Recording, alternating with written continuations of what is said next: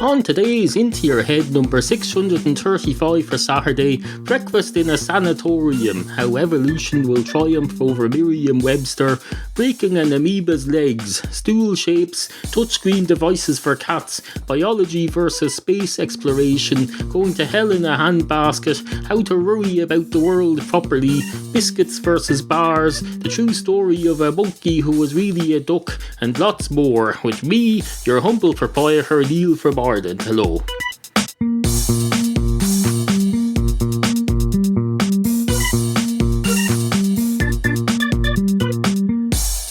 We've a lot to get on with today. Items that need to be attended to, issues that need to be addressed. Topics. Topics. We've got lots and lots of topics. We're positively booming to the seams with topics. We've got topics coming out of this mouth. This mouthful orifice in the middle of the lower region of my face. That's where it's located, in case you're wondering. It's in the middle of the lower region of my face, somewhere around a quarter of the way between my chin and my forehead, I'd estimate. It's a very rough estimate. I'm not a frigging surgeon, nor am I a facial expert on some crime and investigation program. And even if I was, I wouldn't be a real one. I'd be an actor playing that. They're not real people on those programs, those are actors. They're being portrayed by actors. It's hard, I can never figure out whether it's an actor or a person portrayed by an actor, because if it's a person portrayed by an actor, I don't know, what do you call it? It's if you're watching CSI and you see an actor portraying a policeman, is that a policeman portrayed by an actor, or is that an actor portraying a policeman? Or is it both? If it's both, you'd expect to see two people. You'd see the actor there, and then you'd look at a slight angle and you'd see the character. It'd be like one of those little visual tricks that you see on Facebook where they say, look at this from an angle, then close your eyes for 10 seconds, then look straight up into the ceiling, and then hit yourself over the head with a hammer, and then get out your cat and have a look at your cat and tell us what you see. Do you see a face? Do you see a cat's face with whiskers coming out of it? Do you see a cat's eyes? Do you see a cat's nose? Do you see a cat scratching you in the face, thus removing some of the elements of your face? That's probably what. Anyway, where was I? No idea. Where the fuck was I? Hello and welcome to the show, though. Into Your Head. Two cats walk into a sanitarium. One of the cats straight away goes up to the bar counter or the checkout or wherever they have in a sanitarium and says, "Hello, can I hold on a minute? I have to look up on Google what a sanitarium is for the purposes of this story. I probably should check this beforehand, but no, this is all done on the fly. So pardon me for a second. Sanitarium. Let's have a look at this now. Sanitarium from Wikipedia. Sanitarium may refer to an alternate spelling of sanatorium, which may refer to a medical facility for long-term illness or a health-orientated resort, depending on religion. It's also a place in California, and several other things. A song by Metallica. I think we'll go with the health-oriented resort, depending on religion. So, two cats walk into a sanatorium. One of the cats straight away goes up to the altar and says, "Hello, I'm sick. Can I lie down on this altar here and see if I get cured? Maybe wave your hand. Maybe someone wave their hands over me and we'll do some chanting." I assume that's what goes on in a sanatorium. I don't know. Either way, I'm a cat, so I can be excused for being ignorant on the topic. Anyway, the cat goes up to the altar, or what he assumes to be an altar, but is in fact, it's actually a breakfast table. It's a communal breakfast table. But he's a cat. He can't be expected to know. Don't be accusing a cat of being ignorant. A cat doesn't need to know all the elements of our human society. A cat is not au fait with that sort of thing, nor should he be. You don't know how to catch a fucking bird, so don't expect a cat to know everything about our whatever the hell the sanitarium is. What's the cat supposed to do? Get out his fucking iTelephone and look up Wikipedia. No. Have you ever tried to use a touchscreen device with claws? It doesn't work very well, I can tell you. You can be damn sure to hell as Christ that if a cat had an iTelephone, it would be scratched to death in no time. Absolutely fucking ridiculous. Anyway, the cat goes up to what he thinks is the altar, but is in fact a breakfast table, and he says, I'm going to sit down here now on the altar table. And the other cat says, cat, companion, please don't do that. I believe that sort of thing is considered disrespectful, even though that looks more like a breakfast table than an altar to me. But no, I wouldn't do that. You don't want to be going around causing offence and disarray, starting up next time. If you do that sort of thing, you get people coming along and they'd have protests. They'll have protests all over the world. That cat sat on a breakfast table that resembles an altar, and to some of us is an altar, to some of us it's a breakfast table, to some of us it's like that old advertisement that used to be on the television in the 1980s. They say, it's a biscuit, no, it's a bar, it's a biscuit, no, it's a bar. And the upshot of it all would be that this particular confectionery item was a biscuit and a bar combined. I forget what it was. Was it McVitie's something? I don't know. Some sort of crap anyway. It's a biscuit, it's a bar, it's a biscuit, it doesn't fucking matter what it is. When you cram it down your gullet and swallow it, as long as you wash it down with a bit of coffee, and then you don't have to overanalyze your food like this. You're just going to dip it in your coffee and eat it, and 10 minutes later you'll have forgotten it ever happened. You'll forget about it until you go to the toilet 6 hours later, and you sit down with your iTelephone, you sit on the toilet and you wait for it to come out, and you probably don't even think about it much then. You don't think as it comes out, you don't think, oh, I wonder, is this the big biscuit I had this morning, or is it last night's dessert? Will I have a look at it? No, you wouldn't do that. Well, probably not. There's probably occasions when you might need to do that, when you're investigating a mysterious medical condition, and the doctor has told you better have a look at your stool. We need to examine your... Doctors love looking at your stools. They say, tell me all about your stools, and not the ones that you sit on, the ones that come out of the thing that you sit on. Although I suppose if it was an emergency and you're on the bus on the way home, you'd probably end up sitting on it, but that's unplanned. But no, tell me about your stools. And the patient will say, well, doctor, my stools, I've got one with 3 legs, and to be perfectly honest, it takes ages to come out. It's not very comfortable for me. I then have another one that's tall. It's like a bar stool with 4 legs.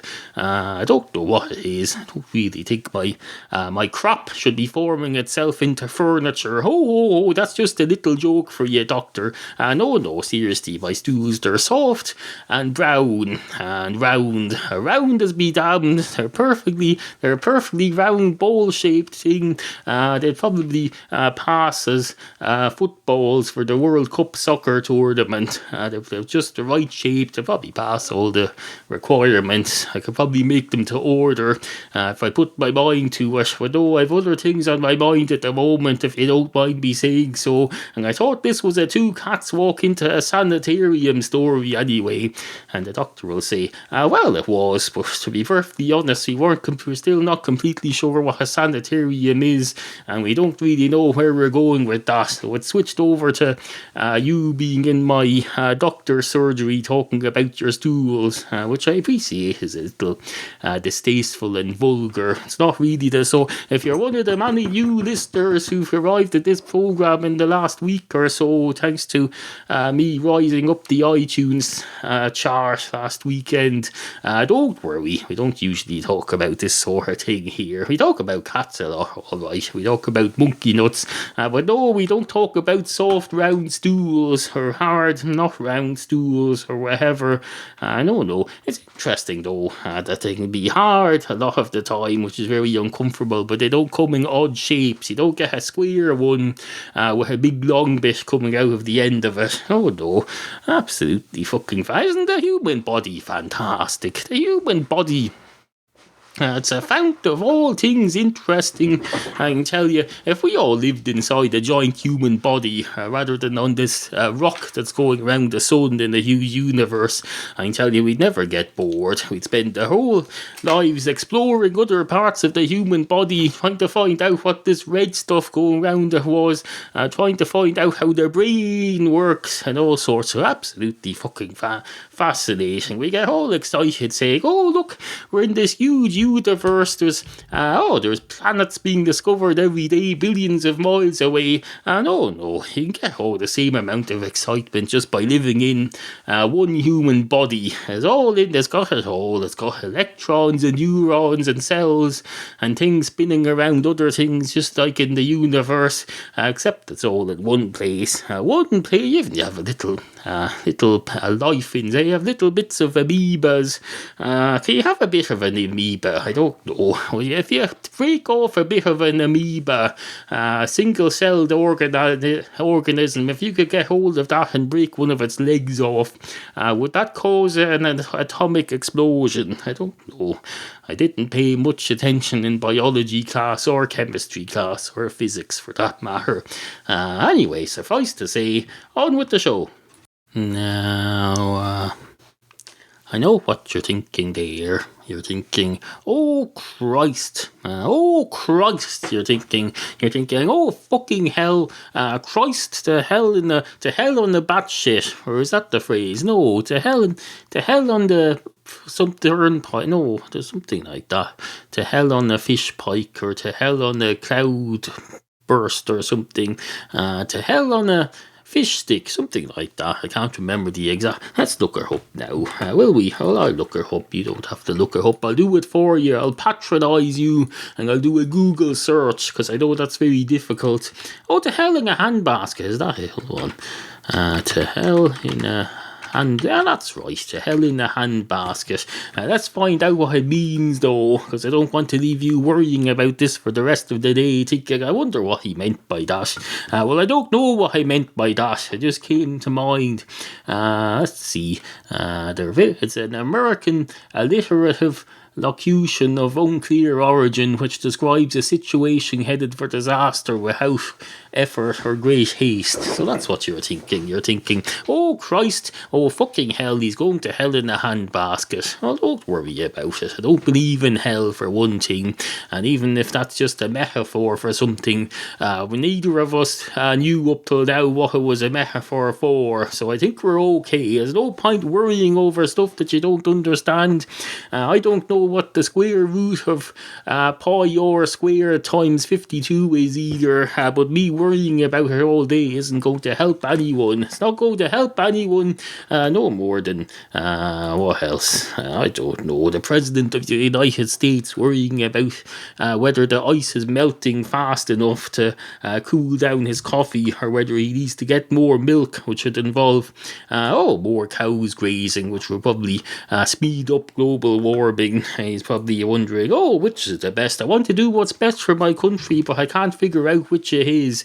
Well, if you can't figure out which it is, sometimes it's okay to just say, nothing much I can do about it. I'll just carry on with my day and do stuff about stuff that I can do stuff about, but don't do stuff about stuff that I can't do anything about, which obviously I'm not going to anyway, but if I can't do something about stuff that I can't do something about, well, there's no point me getting upset about that, because getting upset, crying over spilt milk, or crying over milk that you can't put back into the cow, that's not going to help anyone. The crying will just add to the amount of water on the planet.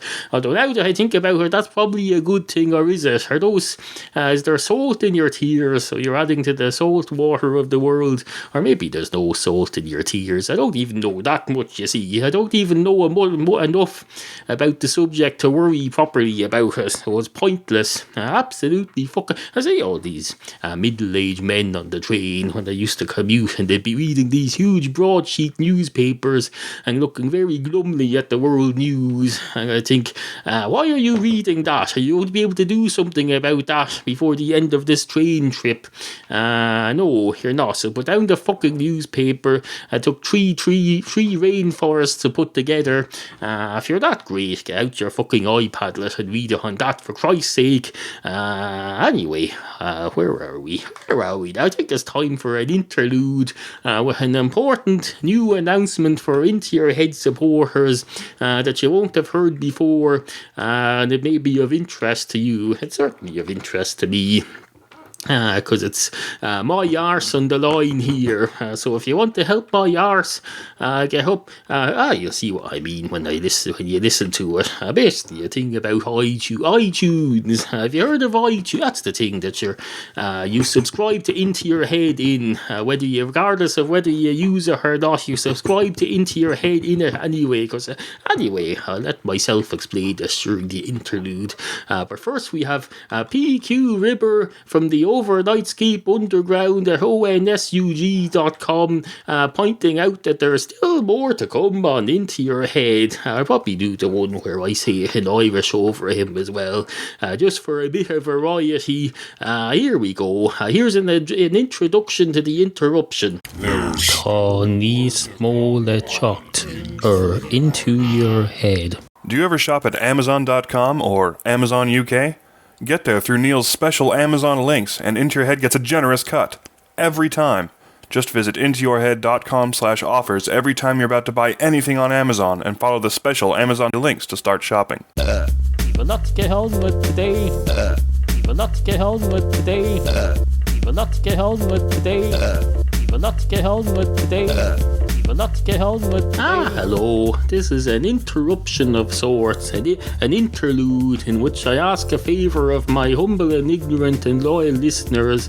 Into Your Head is having some success at the moment in the iTunes charts in Ireland and the UK, and I'm trying to build on this. So if you'd like to help, if you haven't done so before, please go into iTunes, search for Into Your Head, and rate and review both feeds, the main one and the reruns feed.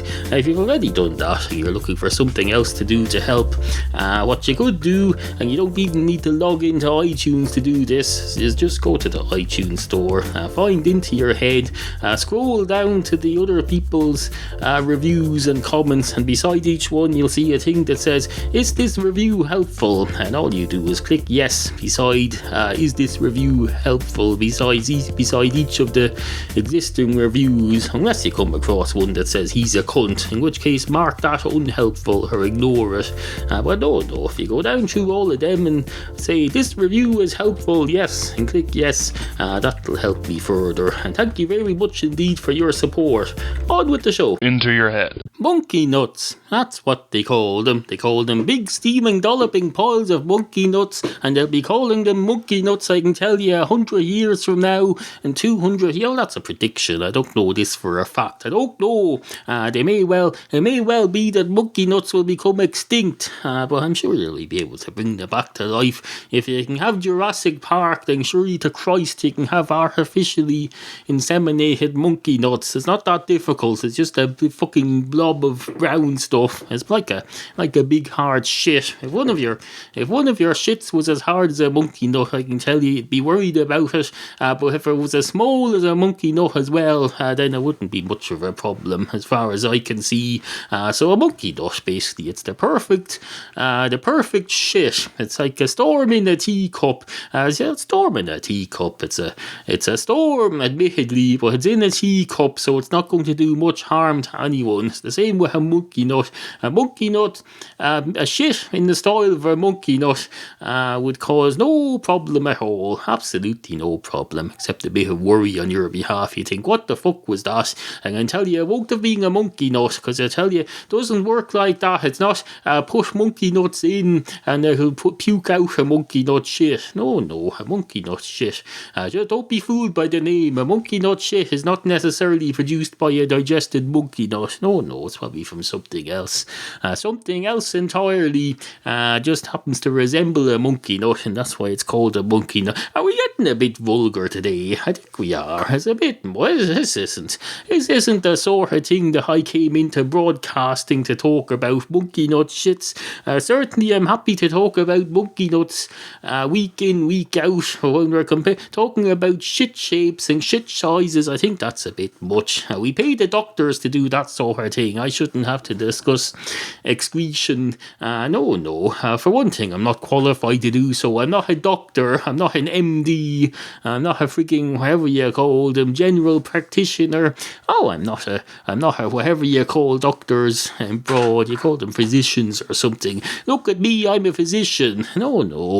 You study physics, you become a physician, surely. If you study doctoring, you become a doctor or something. No. What do you call someone who studies physics then, if they're not a physician? Physician. I don't know. Physicians. Is that a thing? It's probably not. It's probably not a thing. It doesn't have to be a thing, though. It just needs to be a word that my tongue can get itself around. It doesn't even need to be a real word. No. Just because it's not a real word, that doesn't mean my vocal cords can't manage it. My vocal cords are well able to do stuff that's not in the dictionary, just like a cat does. A cat can go row, row, row. It doesn't have to be in the dictionary for it to do so. No. The human body and human evolution is not dictated to by some fucking publication with a list of words in it. No. So put that in your pipe and smoke it. Mr. Collins Gem and Mrs. What's-Her-Face Dictionary. What's that woman who I mentioned in the previous episode? Miriam Webster with your dictionary. Go shove her up your arse. Your dictionary has no authority over my cat's vocal cords. So put that in your pipe and smoke it, and then go off with your freaking book chopping down trees just so you can make a list of words and try to put restrictions on the human vocal cords. Give us a fucking break. This is a free world, or at least it was before you came along with your books. These fucking books are going to be the death of us. The sooner they ban them, the better. Absolutely fucking ridiculous. Anyway, on with the show. I present to you my classic vintage work of journalism, the duck egg de-evolution debacle. I've noticed that recently my fingernails have been becoming longer and longer. I assume it's because I'm evolving in some way or other, and that part of this process involves growing a shell. Frankly, this couldn't have come at a better time, because house prices here in Ireland, at time of writing several years ago, are soaring, and I can't get a decent apartment on my salary. I suppose I could grow a house if I really needed to, but it's so stressful waiting for the seeds to germinate and wondering whether it's going to be a boy house or a girl house. Not that it matters, but you really need to know where the main entrance is going to be if the house is going to line up with your garden path properly. Christ, that's vulgar. Anyway, the reason why all this came up is that I was in Dublin Zoo a few weeks ago, at time of writing several years ago, and noticed that some of the staff who work in the primate section had de-evolved into monkeys. Not only that, it became apparent after a few minutes of exploring that one of the giraffes had mated with a monkey, and there was a fellow with a really long neck walking around busily trying to de-evolve so he could reintegrate himself into modern society. Now, stop me if I'm being judgmental. I think any monkey who couldn't be arsed to evolve with the rest of us a couple of million years ago does not deserve to get any respect or bananas from anyone. It's a judgment call, and I'm making it. When I was around 6 years old, I asked Santa Claus to give me a monkey for Christmas. My parents called Santa and made sure that he'd received my letter, which I had sent from telex by my bedroom the previous evening. That's a lie. I don't lie in my creative work anymore, but at the time that I wrote this article, I used to lie a lot. Anyway, it continues. Now, I don't mean to be ungrateful, but what I received on Christmas Day was not the cute little black furry creature that I had expected. It was a tall yellow duck with an orange beak and for some reason a striped t-shirt which was sewn onto its torso. Duck Egg, such was the name that I gave him, fell apart after a couple of years. They don't make stuffed toy ducks like they used to. His head started to become separated from his body at the back within a few weeks of purchase, and it wasn't long before my bedroom floor was strewn with lost stuffing, although technically it wasn't lost because I knew where it was. It was right there on the bedroom bedroom floor. Anyway, for some reason Duck Egg had 2 legs and 2 arms, and this confused me immensely as a child. What was I supposed to think? That ducks have arms and stand upright? Well, I suppose they do stand upright, but I'm pretty sure ducks aren't supposed to have arms. It's just not the done thing. Then I realised it became mind-bogglingly obvious to me.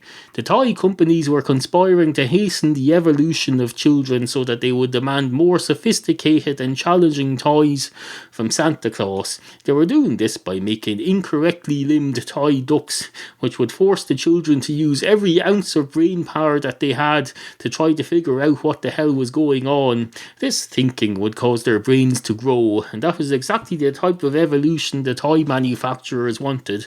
So that's what happened, and I'm sure you're wondering, where did the whole end? Well, I don't know. I really can't be bothered today. I should have just wrote something about cats, because that's so much easier, but no, I had to pick an unbeaten path as usual and discuss a topic about which there exists very little solid research to rely on.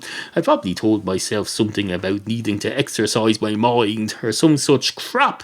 You know, when I was in school, we used to be told to take our pencil for a walk, meaning draw a never-ending line and keep drawing until the page was covered in shapes.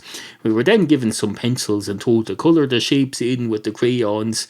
We could always tell when the teacher had a hangover and wanted an easy day, and that's pretty much what I'm going to do now. Here's your crayons, knock yourself out, just try not to eat them because I'm not completely sure that they aren't toxic, and besides, you shouldn't ruin your appetite between meals. If you must, have a piece of fruit or a serving of vegetables instead. I always find that carrot is excellent for drawing orange things. You would think an orange would do it better, but there's too much liquid in an orange, so it's only good for watercolours, although the peel is excellent for making marmalade.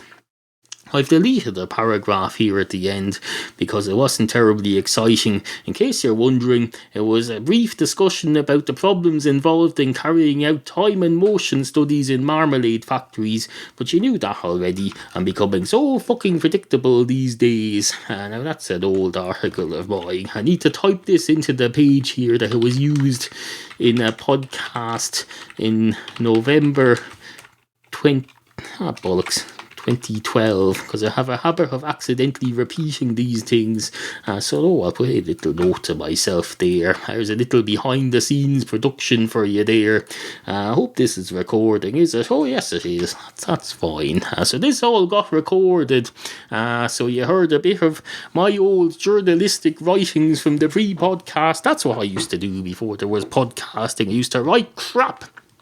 I'd lie on my bed with a laptop and type. I go tippity, typity, typity, tippity, tippity, type, and then I draw cats. I started drawing cats again, incidentally. You can find them in the comics section at hintoyourhead.com. Anyway, on with the show. How much is that doggy in the window? That's what they ask. That's what they used to ask when I was a child. They'd ask, how much is that doggy in the window? Which is a bit vague for my liking. Were they asking how much the doggy that's in the window was, or were they asking how much would it be to buy a dog in a window, the whole thing? Would you need to buy the whole front facade of the building, or just the window, or would there just be, would you buy the whole, I don't know, the area around the window? Is there a little glass cage that comprises the window? I don't know. You have to be specific with now you wouldn't get away with that nowadays. They have all sorts of legislation governing how you can advertise the price on things. If you say, hello, this is on sale at 50 cents, well, it better damn well to sure as Christ as hell of being on sale at 51 cents for at least 6 months in the last year. Or something like that. There's some sort of rule like that. Suffice to say, how much is that doggy in the window? The one with the waggly tail. That's a bit unscientific for my liking. Waggly tail. What's a waggly tail? This spoon here could be a waggly tail if I melted it down a bit and made it bendy. I have a long spoon here for if I used to stir my coffee. I could make that bendy. and then it'll be waggley. If I made it bendy, although it probably wouldn't be all that waggley. You can only get so much waggle out of a spoon. You'd probably be more likely to get a bend in it, and that wouldn't make a waggly. Oh no, waggly means flopping about loosely. You can't have a stiff waggly. A stiff tail or a stiff spoon does not comprise a waggly tail or a waggly spoon. So no, I've caught myself out there. The wise man once said, he who finds out that he's wrong and admits it and learns something from it is better than you. So I'm better than you, unless you've done something similar or better today. And I've no way of knowing because it's not today yet. I'm recording this in the past. Anyway, help support this free podcast. Go to intoyourhead.com/tipjar. Sit, Laurie, sit. Good cat. Intoyourhead.com.